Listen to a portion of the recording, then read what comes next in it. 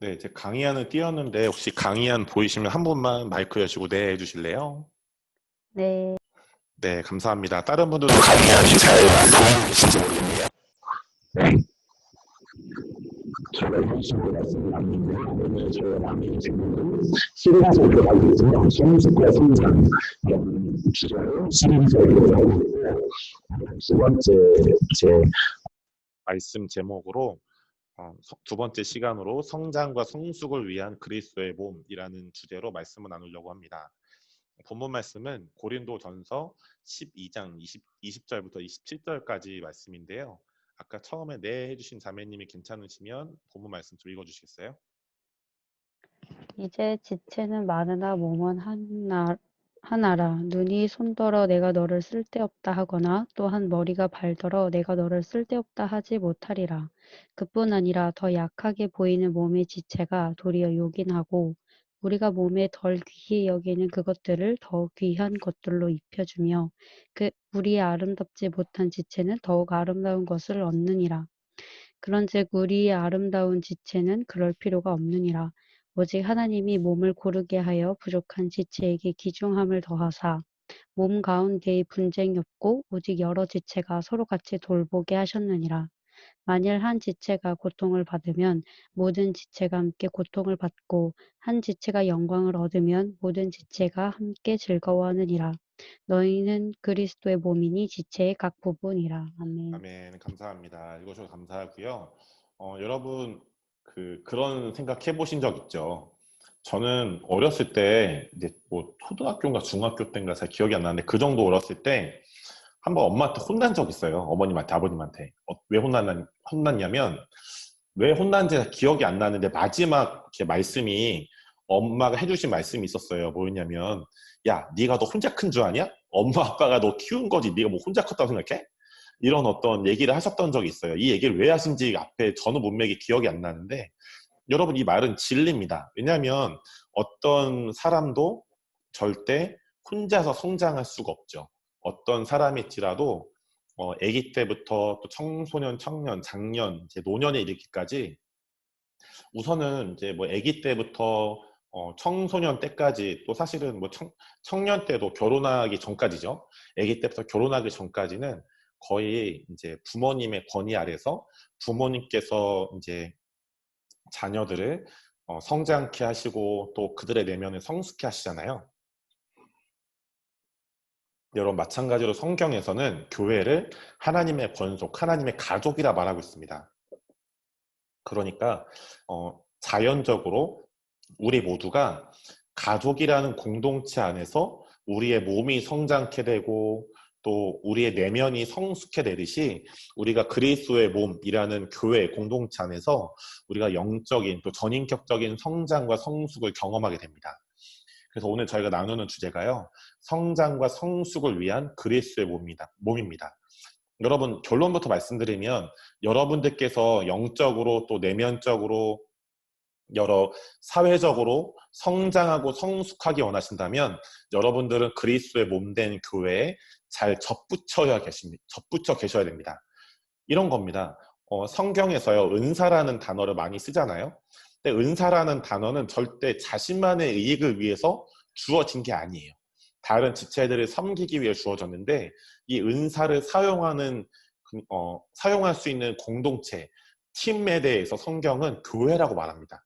그러니까 무슨 말이냐면 교회가 교회 멤버들이 각자의 다른 은사를 갖고 있는데 각자의 다른 은사를 가졌다 해서 열등감을 가지고 분열하고 싸울 게 아니라 한 팀이 가족으로 한 팀이 돼서 다른 지체들을 섬기고 이 성령님의 은사들을 통해 지역사회와 도시와 나라와 열방을 섬기는 게 바로 교회라는 한 팀이죠.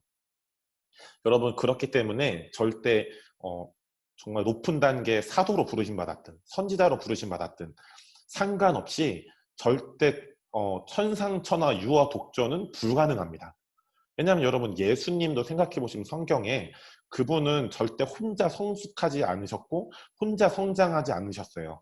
하나님 아버지가 그분을 이제 하나님 나라에서 보내실 때 하나님께서 그 예수님을 성장케 하셨고, 또 이 땅에서는 요셉과 마리아라는 부모님이 어렸던 예수님을 성장케 하셨잖아요.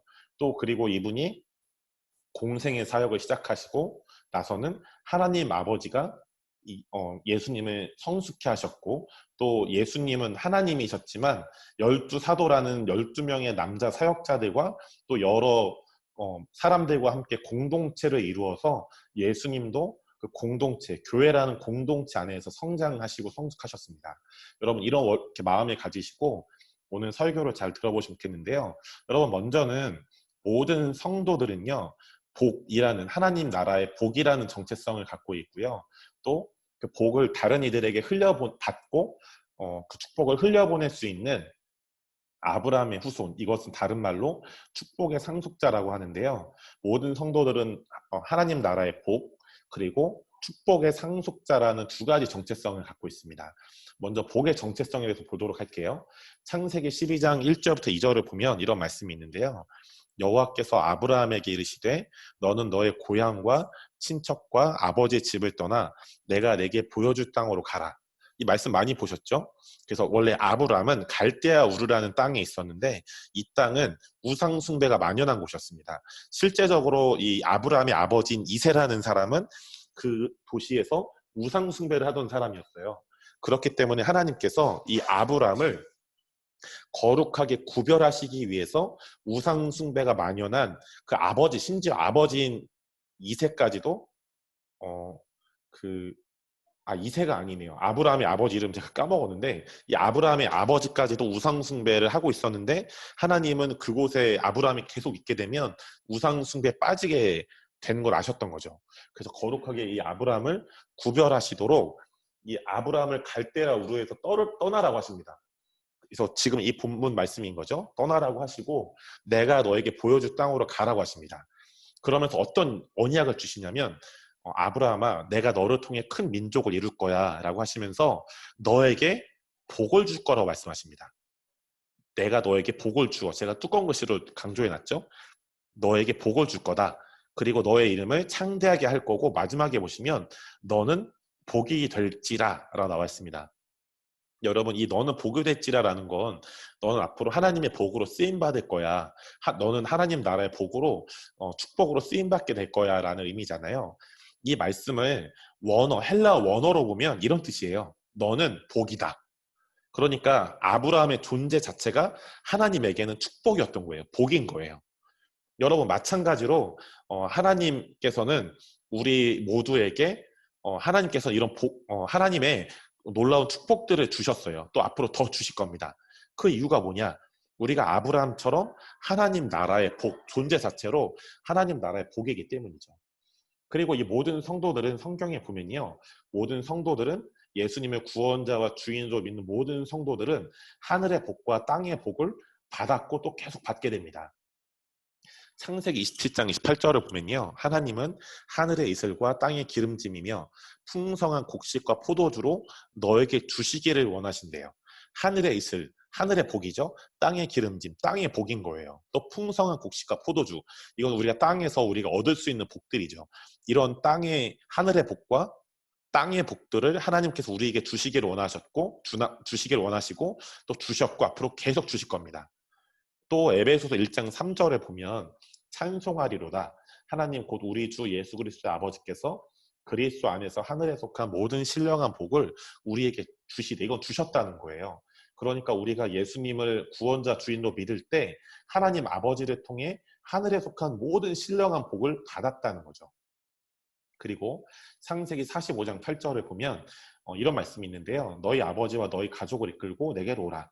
내가 너희에게 애굽의 좋은 땅을 주리니 너희가 나라에, 이 나라는 땅에 있는 나라죠. 땅에 기름진 것을 먹게 될 것이래요.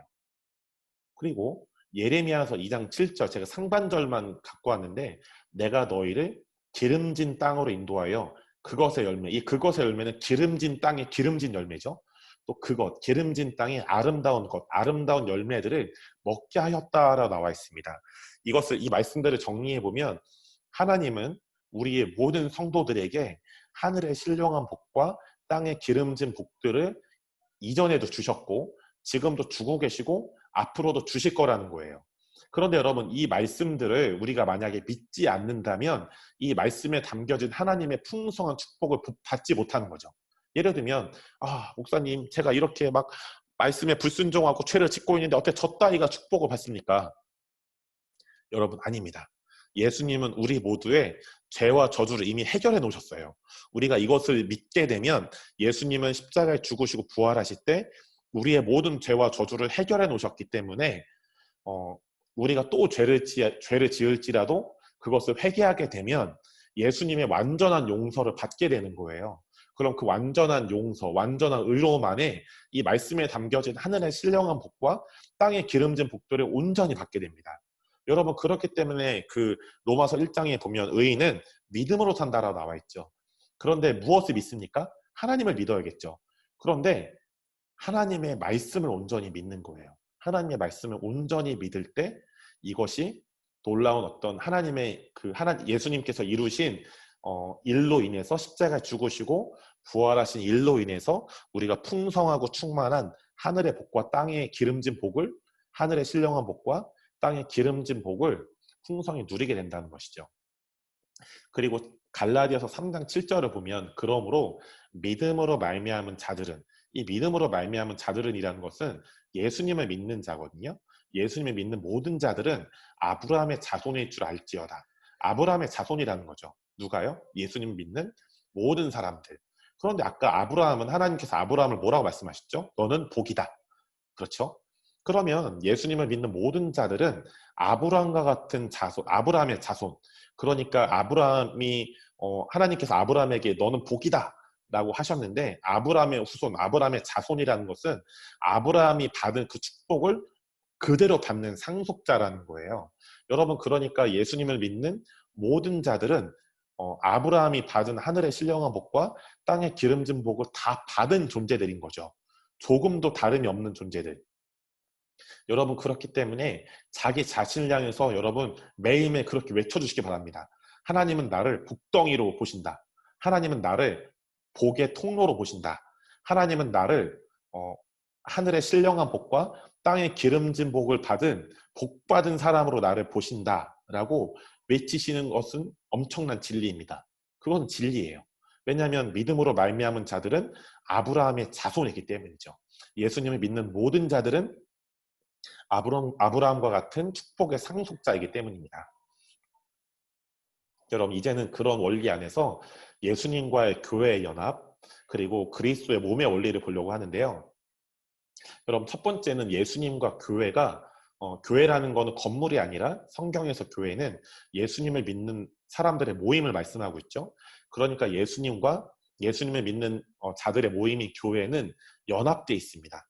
그러니까 좀 이따 저희가 보겠지만 예수님이 십자가에 죽으시고 부활하시기 전에는 하나님과 우리가 하나 되기 어려웠어요. 왜요? 아담과 하와가 죄를 지었기 때문에 이 아담과 하와는 모든 인류의 대표자였죠. 그래서 아담과 하와로 인해서 모든 인류가 죄인이 되었고, 이 죄가 하나님과 인간들을 예수님과 이 인간들을, 성령인과 인간들을 분리시켜놨죠. 근데 예수님이 십자가에 죽으시고 부활하셔서 모든 인류의 죄와 저주를 해결하신 것으로 인해서 그 사람들이, 영혼들이 예수님을 구원자 주인으로 믿게 되면 거듭나잖아요. 그럼 거듭나게 되면 그 거듭난 사람들은 반드시 그들이 느끼든 못 느끼든 예수님과 하나 되어 있습니다. 이것을 예수님과 교회 연합이라고 하는데요.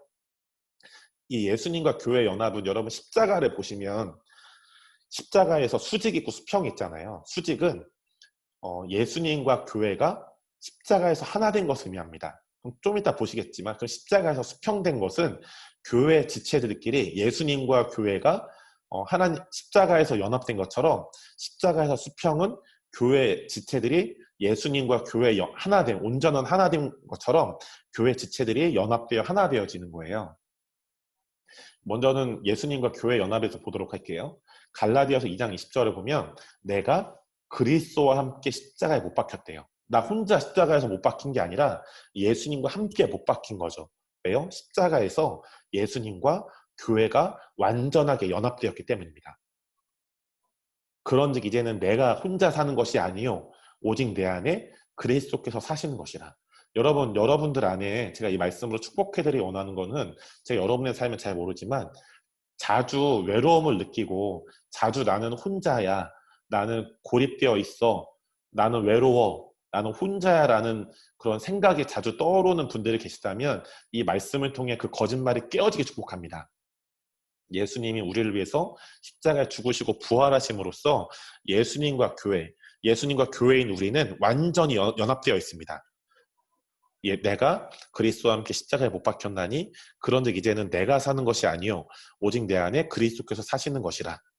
이제 내가 육체 가운데 사는 것은 나를 사랑하사 나를 위하여 자기 자신을 버리신 하나님의 아들을 믿는 믿음 안에서 사는 것이라 라고 말씀하고 있습니다. 이 역사로 인해서 고린도전서 6장 17절 제가 개역개정을 읽어드릴게요. 주와 합하는 자는 한 영이니라 라고 나와 있죠. 그런데 이 말씀을 더 쉽게 알려면 여러 가지 성경의 번역으로 보면 이 말씀의 의미를 더 쉽게 알 수 있는데 고린도전서 6장 17절을 이제 개역 개정이 아니라 쉬운 성경 번역을 읽어드리면 이런 번역으로 나왔어요. 하지만 주님과 연합하는 사람은 주님과 함께 영적으로 하나가 됩니다 라고 나와 있습니다. 여러분, 우리가 성경을 많이 읽어야, 기도를 많이 해야, 봉사를 많이 하고 헌금을 많이 해야 주님과 연합하는 게 아니에요. 예수님이 십자가에 죽으시고 부활하심으로 모든 인류의 죄와 저주를 해결하셨는데 우리가 예수님을 우리의 구원자와 우리의 주인으로 영접하게 되면 우리의 행위와 상관없이 우리는 예수님과 완전히 연합되게 됩니다. 그러니까 여기에 계신 분들은 다 예수님과 완전히 연합된 존재, 예수님과 함께 영적으로 하나가 된 분들이신 거죠. 여러분 아멘이시죠? 저도 아멘입니다. 여러분 두 번째는 이제 이 예수님과 교회가 사랑으로 온전히 연합되어 있는 것처럼 이 십자가의 수평은 그런 예수님과 교회의 연합과 같이 교회의 지체들이 사랑으로 연합되는 것을 말하는데요. 아까 제가 이 본문 말씀을 읽어드렸죠. 이 본문 말씀을 다시 한번 보시면 고린도전서 12장 20절부터 27절 말씀이에요.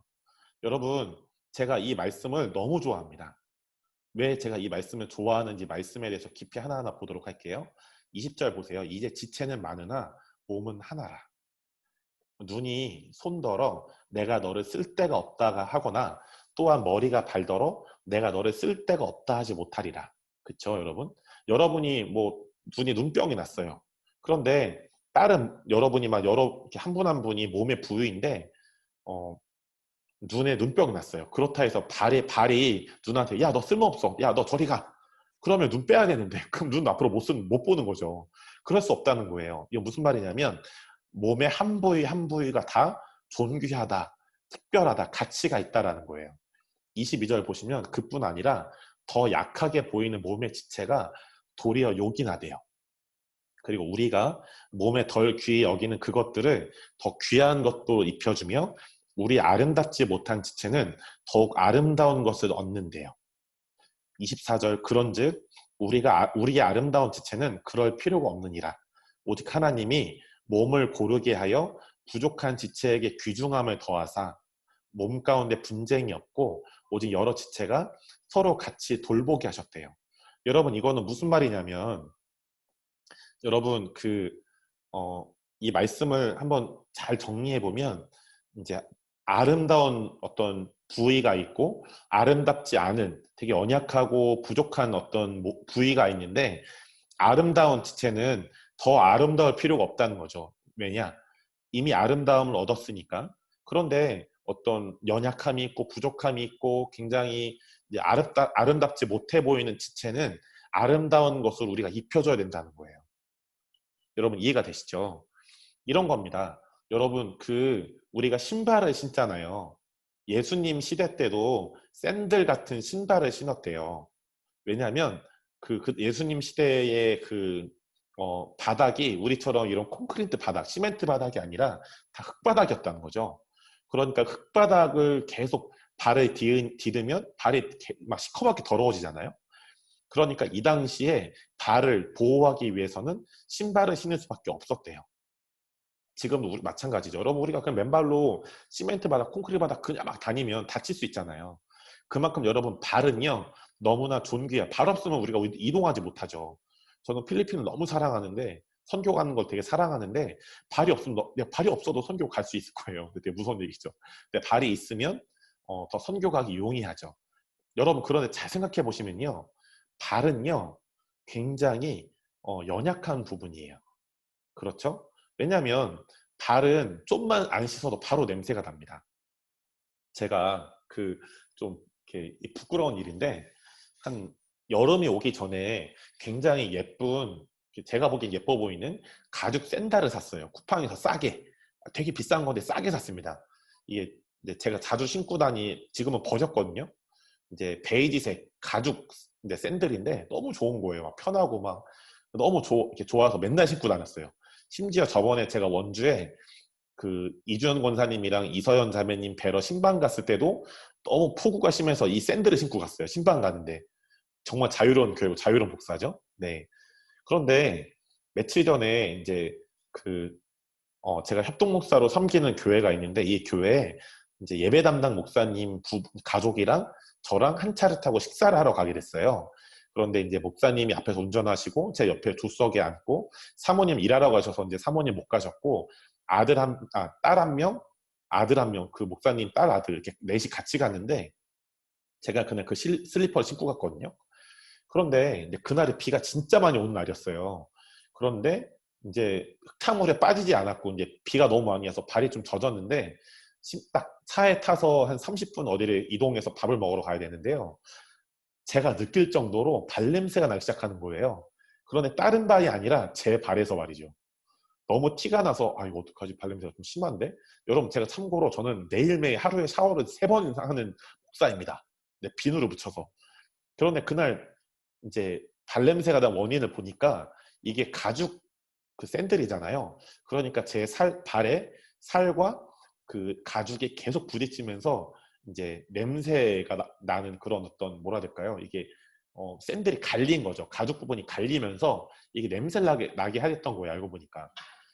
근데 뒤에 아들, 딸들이 딸이 첫째고요. 초등학교 3학년인가 그렇고 둘째, 목사님 둘째 아들이 초등학교 1학년인데 애들이 코가 되게 예민했나 봐요. 제가 냄새가 난다는 게 인지가 되자마자 애들이 무슨 얘기를 했냐면 뒷자리에 있는데 아빠 발냄새가 심해요 이러는 거예요. 근데 목사님도 이미 그 냄새를 맡고 있었던 거예요. 이 가족은 다 코가 예민한 것 같아요. 그래서 왜 냄새가 나나? 이렇게 하고 계신데 제가 이제 손에 들었죠.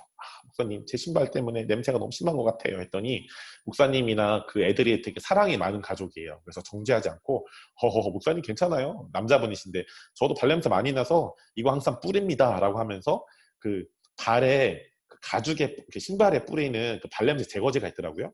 그걸 뿌려주는 거예요. 그런데 이거를 집에 이제 그룹 식사를 하고 이제 집에 돌아왔는데 이거를 계속 신으면 발냄새가 좀 열방까지 퍼져나갈 것 같은 거죠. 그래서 그날 바로 이제 가죽이 아니라 굉장히 재질이 괜찮은 고무로 해서 샌들을 다시 샀습니다. 여러분 이렇듯이 왜 우리가 신발을 이렇게 신고 다니잖아요. 왜 좋은 신발을 신으려고 하겠습니까? 발은 사실 잘 관리해주지 않으면 굉장히 냄새가 날 수 있고 그걸로 인해서 저처럼 남에게 피해를 줄 수 있는 저는 그러나 굉장히 성숙한 분들을 만난 거죠. 여러분 그렇기 때문에 우리가 좋은 신발을 신고 발에 신발을 신는 거예요. 여러분 이렇듯이 우리가 교회 안에서도 또 가정 안에서도 여러분 가정도 교회인 거 아시죠? 가정도 교회예요. 일터도 교회이고 직장도 학교도 교회입니다. 그런데 그 안에서 굉장히 연약하고 부족한 지체들이 있죠. 뭐 예를 들면 제가 여러분의 친구고 여러분들이 제 친구들 같은 학교 학생들인데 제가 되게 연약한 거예요. 부족한 거예요. 정신적으로 문제가 있는 거예요. 근데 여러분들이 저 박경록 저 못생겼어 저거 지가 맨날 서울 사람이라고 그러고 저 모자라가지고 어휴 멍청이 이렇게 그 아이를 판단한다면 이건 어떤 일이 되냐. 여러분 자해 아시죠? 자해. 자신의 몸에 해를 끼치는 거. 그게 영적인 관점에서 보면 자해예요. 왜냐? 교회는 한 몸이기 때문에 그렇습니다. 아까 이 고린도전서 12장 20절에 보면 이렇게 나와 있어요. 이제 지체는 많대요. 몸의 부위가 여러 가지래요. 그런데 몸은 하나라는 거죠. 예를 들면 여기 계신 성도님들이 한 분은 발, 한 분은 팔, 한 분은 발목, 한 분은 뭐 허리, 한 분은 뭐 목 이렇게 있는데 목이 발한테 야, 너 쓸모없어. 너 되게 멍청해. 너 진짜 하나도 가치가 없어. 이렇게 할 수 없다는 거예요. 왜냐하면 이 몸의 부위 중에 하나만 없어도 온전한 몸으로 기능할 수가 없기 때문에 이 한 부위 한 부위, 그러니까 교회로 말하면, 가정으로 말하면, 학교로, 직장으로 말하면 한 분 한 분이 너무나 귀하다는 거예요. 그러니까 내가 다른 사람을 쉽게 판단하거나 그렇게 모욕을 주고 멸시를 하면 그게 나는 정당하다 느끼지만 하나님께서 보실 때는 같은 편끼리 싸우는, 그러니까 자신의 몸을 자신이 자해하고 있는 것처럼 그런 원리가 나오게 된다는 것이죠. 여러분, 그런데요, 이 그리스도의 몸의 원리는요, 재미있는 걸 알려드릴게요. 헬스의 원리랑 같습니다. 자, 마태복음 11장 41절 42절 말씀이 있는데 제가 읽어드릴게요. 선지자의 이름으로 선지자를 영접하는 자는 선지자의 상을 받을 것이요, 의인의 이름으로 의인을 영접하는 자는 의인의 상을 받을 것이요, 또 누구든지 제자의 이름으로 이 작은 자 중 하나에게 냉수 한 그릇이라도 주는 자는 내가 진실로 너에게 이르노니 그 사람의 결탄코 상을 잃지 아니하리라 하시니라 라고 나와 있습니다. 여러분, 여기서 영접이라는 것은 누군가를 환영함으로 대접해주는 것을 의미하는데요, 이 영접이란 단어를 다른 말로 하면 존중이라고 볼 수 있어요. 존중한다. 그러니까 존중이란 단어를 다시 넣어서 이 말씀을 읽어보면, 선지자의 이름으로 선지자를 존중하면요, 그 선지자가 받을 상을 같이 받게 되는 거예요. 의인의 이름으로 의인을 존중하게 되면 의인이 받을 상을 같이 받게 되는 거죠. 또 굉장히 작은 자, 그러니까 우리가 보기에 굉장히 나이가 어리거나 아니면 좀, 예를 들면 뭐라고 해야 될까요? 좀 하찮게 느껴진다. 이게 말이 좀 안 되지만 하찮게 느껴진 사람이 있는데, 그 사람을 섬기게 되면은 냉수 한 그릇이라도 주는 그런 섬김으로 섬기게 되면요, 그 작은 자, 그분이 받을 상을 같이 받게 된대요. 여러분, 그런데 이 원리는요, 그리스도의 몸, 교회의 원리입니다. 그런 이 원리는 헬스의 원리랑 같아요. 여러분, 제가 지금 보기엔 굉장히 이제 저희 어머님이신 김모 정영 권사님이 저렇게 비웃으시겠지만, 저는 그 어렸을 때부터 헬스를 열심히 하진 않았는데 헬스장에 많이 갔습니다. 근데 헬스 트레이너분이 어떤 얘기를 해주셨냐면요, 헬스에서 어떤 부위의 근육을 키우기 위해서는, 만약에 예를 들어서 뭐가 있을까요? 어깨 근육이 막 엄청 펌핑하게 원한다. 그러면 우리는 어깨 운동만 하면 어깨 근육이 나올 거라 생각하잖아요. 아니래요. 모든 근육이 연결되어 있기 때문에, 모든 근육은 하나의 몸으로 연결되어 있기 때문에 어깨 근육을 키우려면 이두박근, 삼두박근을 열심히 해야 이 근육이 어깨랑 연결되어 있기 때문에 이두박근, 삼두박근, 팔 운동, 또 여러 가지 운동을 같이 하게 되면 우리의 근육이 하나의 몸으로 연결돼 있어서 우리가 원하는 근육도 이쁘게 키워지고 나오게 된다는 거죠. 여러분, 이해가 되시죠? 그러니까 헬스에서 어떤 부위의 근육을 키우기 위해서 운동을 하면 운동한 부위뿐 아니라 다른 부위에도 근육이 형성돼요. 그 이유는 우리의 근육이 하나의 몸으로 연결되어 있기 때문입니다. 여러분, 우리가 때때로 우리가 가정이나 직장이나 교회라는 공동체, 우리의 일터, 사업장이라는 공동체에서 누군가에게 좋은 일이 일어나면 우리는 두 가지 반응을 할 수 있어요. 막 부러워만 하는 거예요. 아유, 부럽다. 아유, 엄마 아빠가 잘나가지고 네가 뭐 좋은 일이 있었나 보다, 이런 식으로 부러워만 하거나, 아니면 배가 아픈 거죠. 야, 어째 너 따위가 그런 좋은 일을 경험하냐? 아우, 좀 말도 안 되죠. 이런 식으로 축하해주지 못하는 거예요. 왜냐하면 우리가 그동안 그리스도의 몸의 원리를 잘 몰랐던 거죠. 여러분, 아까 그리스도의 몸의 원리 뭐라고 말씀드렸죠? 누군가를 존중하면 그 사람이 받을 상을 같이 받게 된대요. 여러분, 이 그리스도의 몸의 원리를 볼 때 누군가가 잘 돼서 좋은 일이 일어나잖아요. 그러면 반드시 그 좋은 일이 공동체 모든 사람들에게 흘러가요. 그래서 공동체 지체, 이 공동체 멤버인 우리 모두는 좋은 일 일어난 사람들 혹은 좋은 일 일어난 사람을 존중해주고 축복해주고 축하해줌으로써 동일한 축복을 같이 받는 거예요. 그런데 목사님, 그러면 좋은 일이 일어나지 않는 사람이에요. 그러면 그 사람은 멸시해도 되나요? 그건 아닙니다. 우리는 모든 사람, 이런 겁니다. 하나님, 예수님, 성령님은요, 우리 모두를, 우리 한 분 한 분을 존중해 주십니다. 여러분, 아멘이시죠? 그러니까 우리가 죄를 지어도 하나님이 우리를 바로 막 죽이지 않는 거예요. 그것이 하나님이 우리 한 분 한 분을 존중해 주신다는 증거죠. 마찬가지로 하나님 우리를 존중하시듯 우리도 다른 사람들을 존중해 줘야 됩니다. 이것은 하나님께서 우리에게 주신 그리스도의 몸의 원리일 뿐 아니라 하나님 나라의 중요한 문화예요. 문화. 그럼 목사님, 내가 보기에 꼴보기 싫은 사람도 존중해 줘야 되나요? 네, 여러분 맞습니다. 그렇게 해야 돼요. 그런데 방금 좋은 어떤 질문이 나왔죠? 제가 볼 때 전혀 존중함이 들지 않고 꼴보기 싫고 내가 싫은 사람이 있는데 이 사람은 어떻게 존중하냐? 여러분 존중해줘야 됩니다. 만약에 그런 사람들을 존중하지 못하고 또 다른 사람들을 존중하지 못하고 우리가 판단하잖아요. 그러면 우리는 두 가지의 어려움들을 겪게 될 것입니다. 첫 번째는 우리가 누군가를 판단, 이 판단은 비판이랑 같은 말이거든요. 판단을 통해서 누군가를 판단하잖아요. 네, 그러면 우리가 그 판단한 사람의 악한 모습을 담게 돼요. 자, 로마서 2장 1절 말씀을 보시면 그러므로 남을 판단하는 사람아 누구를 막론하고 네가 핑계하지 못할 것은 남을 판단하는 것으로 네가 너를 정죄함이니 판단하는 네가 같은 일을 행함이니라. 마지막 구절에 보세요. 네가 누군가를 판단하면 판단한 네가 판단한 사람과 같은 일, 악함을 닮아서 같은 일을 행한다는 거예요. 그러니까 예를 들어 부모님이 알코올 중독 혹은 도박 중독이 있으면 그 자녀들은 반드시 그 중독을 담게 됩니다. 꼭 알코올 중독이나 도박 중독이 아니더라도 뭐 예를 들면 쇼핑 중독, 성 중독 이런 식으로 다른 모양의 중독이 나타나요. 왜 그렇습니까? 이 부모님에게 그런 중독이 있다는 건 그 가정을 망칠 수 있는 일이잖아요. 그러면 자녀들이 볼 때는 그런 부모님들, 그런 중독이 있으면 집을 어렵게 하죠. 그러니까 그 가정이, 그런 부모님이 이제 그런 중독 현상에 있는 자녀들은 그 부모님을 보면서 점점 판단하는 거예요.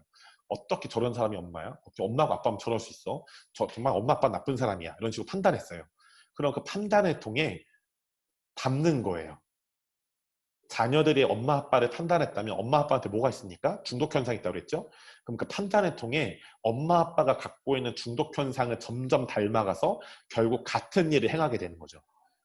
여러분 그렇기 때문에 통계상으로 엄마 아빠한테 어떤 심각한 중독이 있으면요, 그분의 자녀들은 반드시 중독 현상이 나타납니다. 왜요? 판단을 통해 악함을 담게 돼서 그렇습니다. 여러분 그리고 제가 여기 쓰진 않았지만 여기 중간에 보시면 남을 판단하는 것으로 네가 너를 정죄하는 거래요. 여러분 우리가 그러면 남을 판단해요. 아, 박경봉 쌤 너무 나쁜 사람이야. 어떻게 말을 저렇게 해? 판단하게 되면 이건 어떤 원리가 되냐?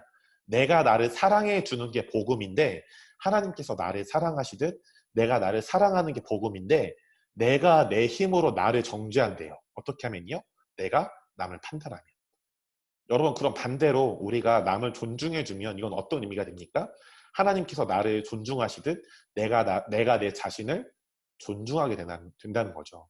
여러분 그렇기 때문에 판단과 비판을 거절하시고 내가 꼴보기 싫고 진짜 존중할 모습이 하나도 없을지라도 주님께 기도하시고 은혜를 구해서 모든 사람들을 존중하시게 축복합니다. 그럴 때 이 존중을 통해서 그분들이 받을 상급을 같이 얻어요. 그러나 판단하게 되면 우리는 상급은커녕 우리가 판단한 사람의 악한 모습을 담게 됩니다. 두 번째는요, 이 판단 또는 비판을 통해 다른 사람들이 우리를 판단할 수 있는 문이 열립니다. 이 마태복음 7장 2절을 보면요, 비판을 받지 아니하려거든 비판하지 말래요. 너희가 비판하는 그 비판으로 너희가 비판을 받게 된다는 거죠. 그러니까 내가 누군가를 비판해요. 판단해요. 어떻게 말을 저렇게 함부로 하는 거야? 진짜 저 사람 인간이야? 제정신이야? 이렇게 판단했다고 쳐볼게요. 그러면 왜 판단을 했죠? 다른 사람을? 누군가 나한테 나를 하찮게 여기는 표현, 하찮게 여기는 익스프레션을 한 거예요. 그럼 이걸 내가 판단하게 된다면 무슨 의미를 갖고 있는 거냐? 나도 남을 하찮게 여기는 익스프레션을 하고 있는 부분이 있다는 거죠. 같은 게 있으니까 판단이 오고 가는 거예요. 이해가 되시죠? 그리고 너희가 헤아리는 그 헤아림으로 너희가 헤아림을 받을 거다. 그러니까 우리가 누군가를 판단하면 다른 사람들이 우리를 비판할 수 있는 문이 열려서 우리가 헤아림, 나쁜 그 판단을 얻게 되는 겁니다. 여러분 그렇기 때문에 이 판단은요, 하나님 나라의 문화가 아니라 지옥의 문화예요. 이 판단이 습관이 되거나 기질이 되면 진짜 막 뭘 하든 계속 다른 사람들을 판단하게 되거든요. 그러면 이 두 가지 역사를 계속 경험해요.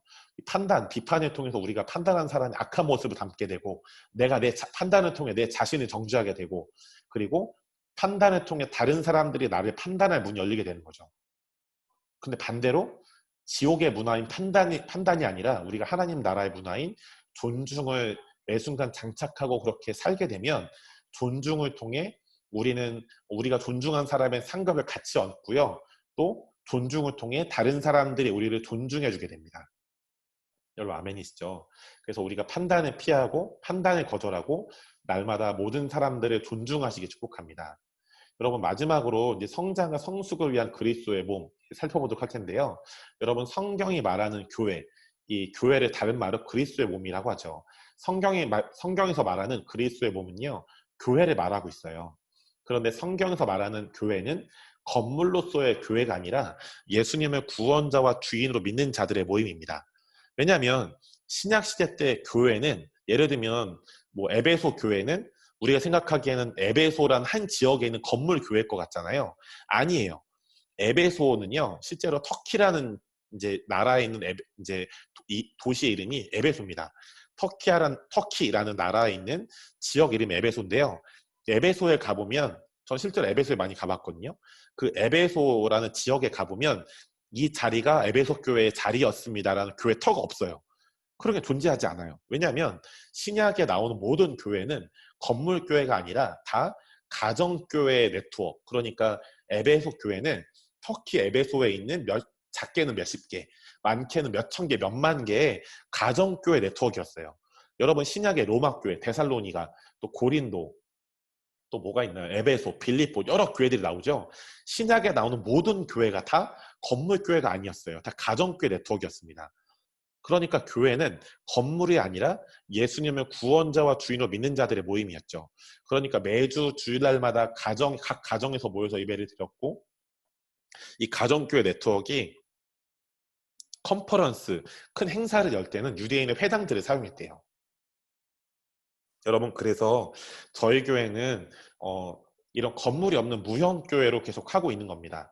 근데 나중에 뭐 우리 교회 성도님이 정말 부자가 되시거나 아니면 외부에 아주 여러 가지 건물을 갖고 있는 신실한 외부 성도님이 우리 교회 건물을 정말 사랑의 마음으로 선물한다면 그 공간에 쓸 마음이 있어요. 근데 그 전까지는 따로 건물을 얻을 마음이 없습니다.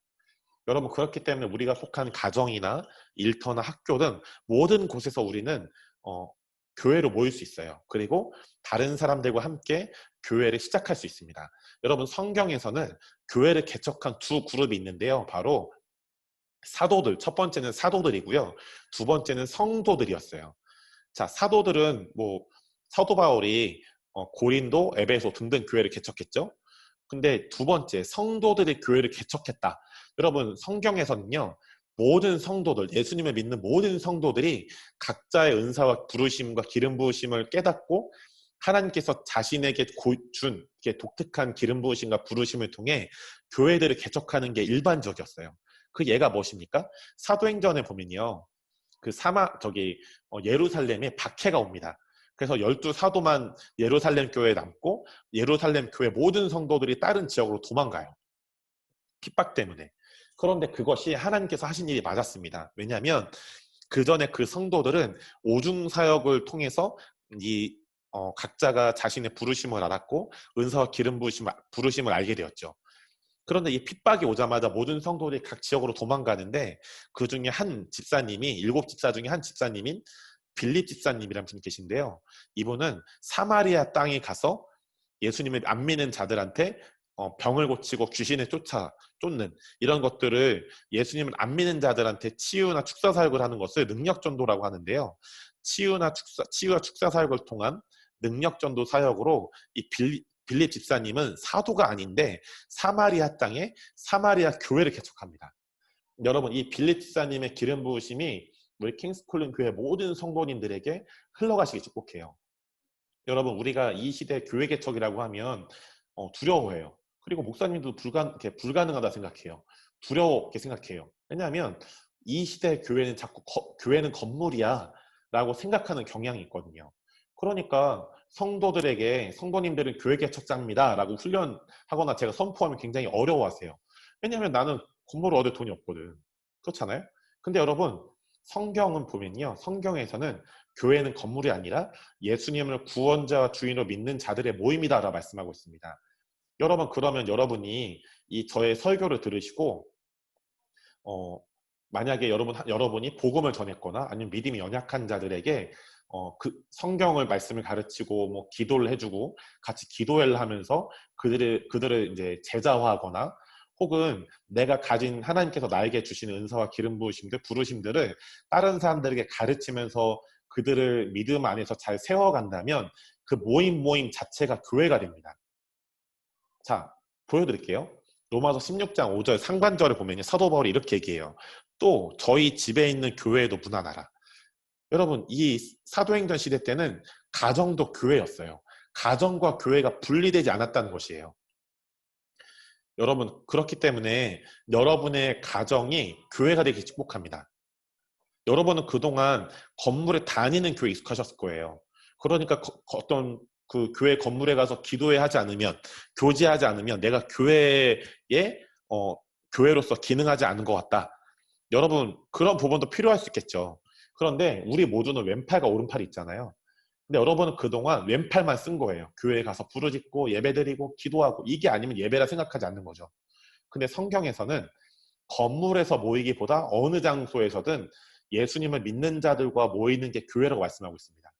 그러니까 여러분들이 저희 교회에 오셔서 조금 적응이 안 된다 이러시는 건 여러분이 왼팔만 써왔는데 이제는 왼팔뿐 아니라 오른팔도 쓰기 시작한 이제 훈련되기 시작하니까 이게 적응이 좀 안 되실 수 있어요. 여러분, 그런데 그러면 건물에서 모이는 교회는 잘못됐고 뭐 킹스콜링 교회처럼 무형교회만 다 맞는 거니? 이건 아닙니다. 제가 다음 주에 배우겠지만 여러분, 우리 한 명 한 명이 하나님 주신 부르심이 다르잖아요. 아멘이시죠? 마찬가지로 여러 각 교회도 하나님이 주신 부르심들이 다릅니다. 그러니까 여러분이, 저는 목회자의 부르심이 있고 여러분은 성도의 부르심이 있잖아요. 근데 저만 맞고 여러분 틀리고 여러분만 맞고 저만 틀린 게 아니잖아요. 그러니까 서로가 서로의 부르심을 잘 존중해 줘야 되듯이 우리가 각 교회도 각자의 부르심이 다르기 때문에 여러분들 그렇게 생각하실 수 있어요. 내가 이전에 다녔던 교회에서는 이런 게 있었는데 왜 킹스콜링 교회는 이런 게 없나요? 이거 해주셔야 되지 않겠습니까? 근데 그것들이 우리 교회의 부르심과 맞다면 오케이. 근데 맞지 않다면 네, 죄송하지만 해드릴 수가 없습니다. 부르심이 다르니까요. 그렇기 때문에 여러분들이 저희 교회 안에서 계시면서 이건 맞고 저건 틀려라는 흑백 논리보다 진리 안에서 진리 안에 속한 것들을 다양하게 존중해 가시는 하나님 나라의 문화를 배워가시기 축복해요. 여러분, 마태복음 18장 20절을 보면 두세 사람이 내 이름으로 모인 곳에는 나도 그들 중에 있느니라 라고 하잖아요. 여러분, 교회 최소 단위는 두세 명이에요.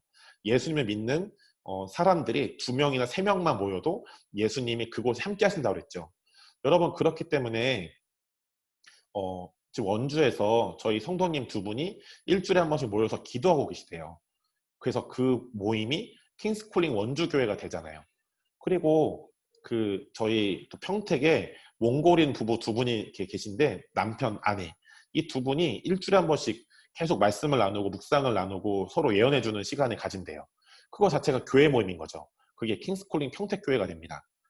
또 서울에서는 저희 어머님과 또 저희 성도님 몇 분이 이제 비정기적으로 모여서 식사를 하시잖아요. 그래서 교제도 하시고, 말씀을 꼭 나눈다 해서 나누지 않는다 해서 상관없이 모여서 서로 교제하고 또 서로 축복해 주는 것 자체도 교회 모임이죠. 그 킹스콜링 서울교회가 되는 거죠. 또 저랑 또 저의 제자인 자매는 자주 모여서 밥도 먹고 상도 나눕니다. 또 원래는 저희 둘이 모여서 성경 공부를 하려고 했는데 이거를 넓혀서 저희 교회도 오픈했잖아요. 이것도 이제 교회로서 우리가 모이는 것이죠. 여러분, 그렇기 때문에 성경에서는 모든 예수님을 구원자 주인으로 믿는 모든 성도가 교회 개척자다라고 말하고 있습니다. 그럼 어떻게 교회를 개척하냐? 건물을 먼저 얻는 게 아니라 여러분이 감동을 받은, 하나님이 감동을 주시는 사람들을 제자 훈련을 하는 거예요. 성경을 다 알아서 가르치는 게 아니라 하나님이 여러분에게 주신 은사와 기름 부으심들을 가르치는 거죠. 예를 들면 저희 이제 어머님 권사님은 저에게 또 온라인 후련학교를 통해서 또 우리 교회 복음전도자팀 팀장님을 통해서 치유 사역을 하시는 거 배웠어요. 예를 들어서 근데 진짜 배우시거든요. 그럼 예를 들어서 저희 어머니 권사님이 치유 사역을 못하는 어떤 성도님들을 데리고 치유 사역을 하는 걸 가르친다. 그래서 이 모임을 정기적으로 세워간다. 이거 자체가 교회 개척을 한 겁니다. 여러분 그렇기 때문에 여러분이 이 교회에서 진짜 용납받고 있는 모습 그대로 용납받으시고 사랑받으실 뿐 아니라 저희가 이제 몇 주 뒤에 배울 거예요. 하나님에게 두 가지 속성이 동시에 있습니다. 하나는 엘샤다이, 이 엘샤다이 하나님의 속성이 있는데요. 이거 미리 알려드리면 안 되는데 전 이게 진짜 최근에 은혜 받은 거거든요. 하나님은 엘샤다이의 하나님이면서 여호와의 하나님이에요. 근데 엘샤다이의 하나님은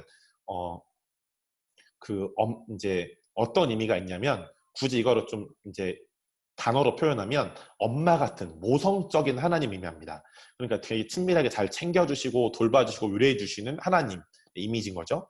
근데 여호와 하나님은 어떤 의미가 있냐면 미래의 하나님, 미래의 하나님이라는 뜻이 있습니다. 그러니까 이것은 우리를 잘 돌보시고 우리를 잘 위로하고 격려하실 뿐 아니라 우리에게 비전을 주셔서 우리에게 말씀을 주셔서 우리를 이끌어 가시는 하나님, 우리를 인도하시는 하나님이라는 거죠. 그러니까 엘샤다이 하나님은 굉장히 엄마 같은 느낌이에요. 모성적인 느낌. 그런데 여호와 하나님 굉장히 부성적인 아버지 같은 그런 느낌입니다. 그런데 여러분 하나님은 두 가지 속성이 다 계세요. 여러분 안에 나는 하나님이 난 돌봐주기만 하면 좋겠어. 나는 비전 싫어. 이건 이 두 가지 하나님의 속성이 균형을 이루어야 되는데 한 가지만 취한다. 나는 엄마 같은 하나님만 좋아. 아빠 같은 하나님 필요 없어. 나는 엄마 같은 하나님 필요 없어. 아빠 같은 비전 하나님이면 돼. 여러분 이거 두 개 다 문제가 있어요. 두 개 다 극단이 있습니다.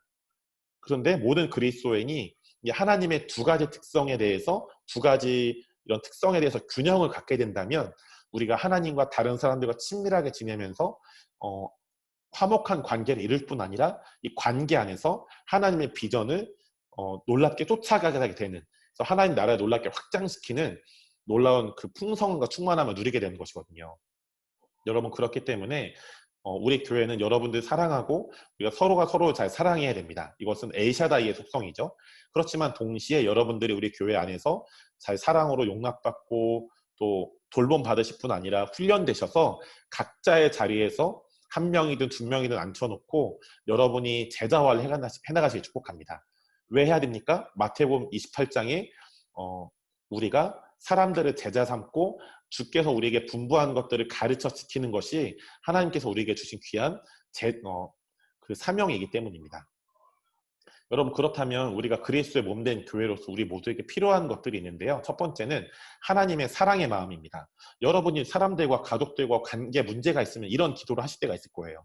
목사님에게 이런 상담을 받을 때가 있을 거죠. 아 목사님, 하나님 저는 제 안에 사랑이 없는 것 같아요. 왜냐하면 제가 사람들을 잘 품지 못해요. 거짓말입니다. 고린도전서 2장 16절 읽어드릴게요. 누가 주의 마음을 알아서 가르치겠느냐? 누가 주의 마음을 알아서 주님 예수님을 가르치겠느냐? 그러나 우리가 그리스도의 마음, 예수님의 마음을 가졌대요. 여러분 아멘이시죠? 이 예수님의 마음이 우리에게 장착되어 있는데 고린도전서 2장 10절을 보면요. 오직 하나님이 성령으로 이것을 우리에게 보이셨으니 성령은 모든 것 곧 하나님의 깊은 것까지도 통달하시느니라. 성령님이 하나님의 마음에 있는 깊은 것들을 잘 아셔서 우리에게 가르쳐 주시는 거예요. 여러분 우리에게는 하나님의 사랑의 마음이 있습니다. 그런데 이 사랑의 마음을 잘 사용하기 위해서는 성령님을 의지할 때 그 성령님이 하나님 마음에 있는 그 사랑의 마음들, 깊은 사랑의 마음들을 우리에게 잘 깨닫게 해주시고 나타내 주신다는 거죠. 여러분 하나님은 우리를 어떻게 사랑하십니까? 첫 번째는 하나님은요 우리 모두와 우리의 삶을 기대하십니다. 제가 이번 주에 읽으면서 굉장히 은혜가 됐던 구절인데요. 시편 32편 9절부터 15절입니다. 여호와여 내가 고통 중에 있사오니 내게 은혜를 베푸소서. 내가 근심 때문에 눈과 영혼과 몸이 쇠하였나이다. 내 일생을 슬픔으로 보내며 나의 연수를 탄식으로 보내며 내 기력이 나의 죄악 때문에 약하여지며 나의 뼈가 쇠하도소이다. 내가 모든 대적들 때문에 욕을 당하고 내 이웃에게서는 심히 당하니 내 친구가 놀라고 길에서 보는 자가 나를 피하였나이다. 내가 잊어버린 바 됨이 죽은 자를 마음에 두지 아니함 같고 깨진 그릇과 같으니이다. 내가 무리의 비방을 들었으므로 사방이 두려움으로 감싸였나이다. 그들이 나를 치려고 함께 의논할 때 내 생명을 빼앗기를 꾀었나이다. 여러분 이 말씀을 이 전반부는요, 어떤 상황이냐면 고통에 더해진 상황이에요. 처음에 보시면 근심 때문에 눈과 몸과 영혼과 몸이 새하얘졌고, 또 일생을 슬픔으로 보냈고, 그리고 날마다 타인식이 가득해지고, 또 기력이 나의 죄악 때문에 약해졌고, 뼈가 약해졌고, 또 나를 굉장히 디스하고 나를 판단하는 이제 원수들, 대적들이 있대요. 그런 사람들 때문에 욕당하고, 이웃들이 나를 판단하고, 또 내 친구가 나를 놀라면서 나를 피했대요. 나를 거절했대요. 그리고 내가 잊어버린 바 됨이, 나의 존재감이 없어졌대요. 그리고 내가 무리의 비방, 나를 비방하는 사람들의 소리를 들었대요. 그래서 내 주변이 두려움으로 감싸졌고요. 또 나를 해하고 디스하는 무리가 내 생명을 빼앗으려고 의논했대요. 정말 고통에 더해진 상황이죠. 그런데 이 시편 31편은 다윗의 시입니다. 다윗이 지은 시인데요.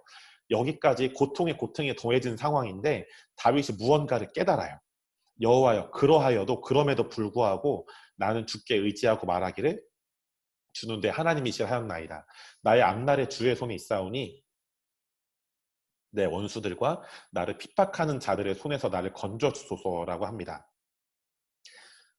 전반부는 다윗이 내 삶은 아주 최악의 상황이다라고 묘사를 해요. 그런데 갑자기 이 터닝 포인트가 생기면서 다른 얘기를 하는 것 같아요. 하나님, 그럼에도 불구하고 나는 주님을 의지합니다. 왜냐하면 주는 내 하나님이시기 때문입니다. 라고 얘기를 합니다. 근데 진짜 중요한 얘기를 합니다. 나의 앞날이 주의 손에 있사오니. 이 말은 뭐냐면 나의 미래가 하나님의 손에 있다는 거예요. 근데 여러분, 하나님은 좋은 분이세요? 나쁜 분이세요? 좋은 분이시죠. 그럼 나의 미래가 하나님의 손에 있다는 건 무슨 말이냐? 하나님은 우리 모두의 삶을 기대하시는 거예요. 근데 여러분, 이 말씀이 놀라운 게 뭐냐면 나의 앞날이 주의 손에 있다고 나와 있죠. 그런데 이 말씀을 헬라어 원어와 영어 성경으로 읽어보면 나의 시간들이 하나님의 손에 있다고 나와 있어요. My times are in thy hand. 나의 시간들, 나의 과거의 시간들, 현재의 시간들, 미래의 시간들이 하나님의 손에 있다고 나와 있습니다. 무슨 말이냐? 하나님은 우리 모두와 우리의 모두의 과거를 기대하셨고 또 현재를 기대하고 계시고 우리의 미래를 기대하실 거라는 거죠. 여러분, 하나님은 우리 모두와 우리의 모두의 삶을 기대하시는 좋으신 분입니다. 여러분, 그렇기 때문에 여러분도 여러분 자신과 여러분 자신의 과거와 현재의 미래를 더욱 믿음으로 기대하시길 축복합니다. 여러분, 두 번째는 하나님은 우리를 있는 모습 그대로 기뻐하십니다. 너희 하나님 여호와가 너희 가운데 계시니 그는 구원을 베푸실 전능자시라.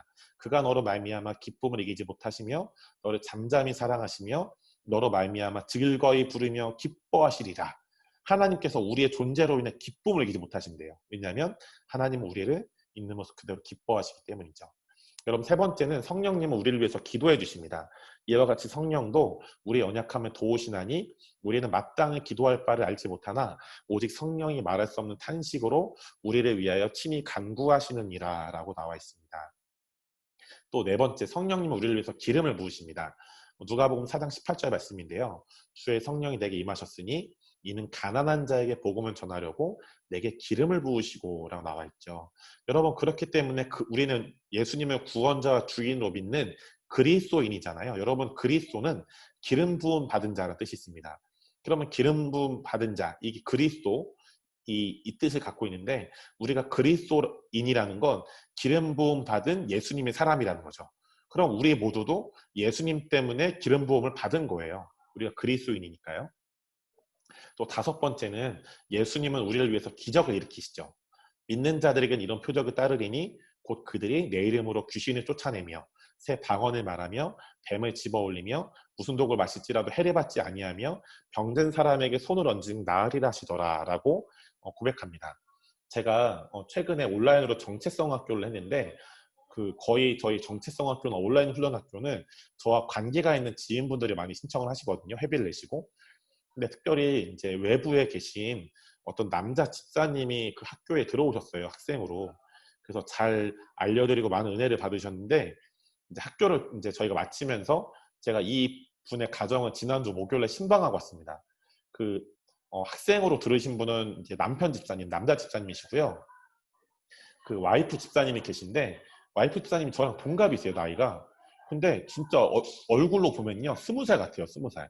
20대 초반 같아요. 너무 젊으신데 이 여자 집사님은 그런 초자연적인 치유나 예언 사역을 받아본 적이 없는 거예요. 그리고 기적은 내 삶에 일어나지 않을 거야라는 엄청난 믿음이 있는 거죠.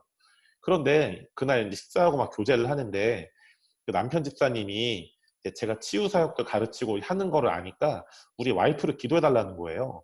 왜요? 그랬더니 이 두 분이 자녀가 있는데 첫째는 중학교 1학년 아들이고요.